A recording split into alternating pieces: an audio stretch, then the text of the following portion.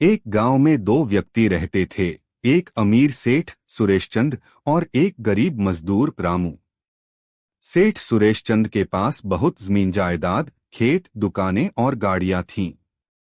वह बहुत घमंडी था और गरीबों को तुच्छ समझता था।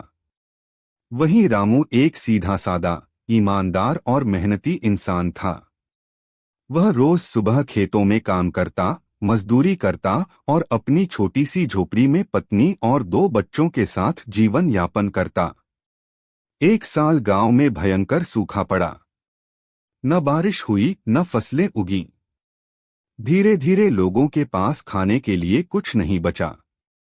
रामू के घर में भी अनाज खत्म हो गया। बच्चों की आंखों में भूख के आंसू देखकर रामू का दिल टूट गया। हारकर वह सेठ सुरेशचंद के पास मदद मांगने गया। रामू ने हाथ जोड़कर कहा, सेठ जी, मेरे बच्चे 3 दिन से भूखे हैं। कृपा करके थोड़ा अनाज दे दीजिए, मैं मजदूरी करके चुका दूंगा।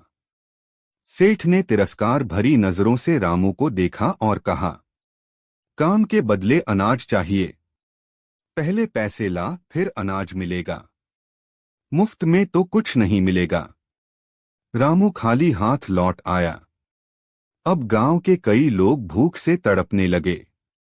तभी अचानक एक दिन बादल घिर आए और जोरदार बारिश होने लगी।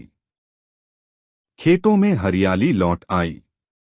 कुछ ही महीनों में फसलें लहलहाने लगीं। अब लोग फिर से खुशहाल हो गए। लेकिन इस बार उन्होंने सेठ सुरेशचंद से कोई सामान नहीं खरीदा।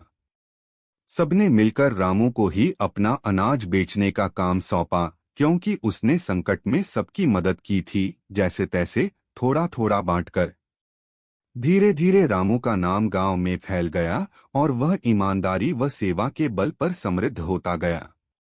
उधर सेठ का घमंड और लालच उसका सब कुछ ले डूबा। लोग अब उससे दूर रहने लगे। अंत में सेठ अकेला, बीमार और गरीब हो गया।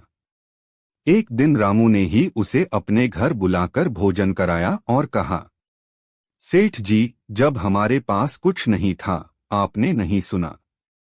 लेकिन हमने सीखा कि इंसानियत सबसे बड़ी पूंजी है। सेठ की आंखों में आंसू आ गए।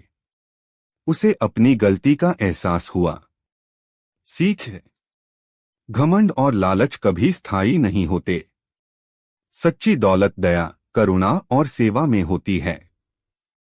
वीडियो अच्छी लगे हो तो चैनल को सब्सक्राइब करें, वीडियो को लाइक करें।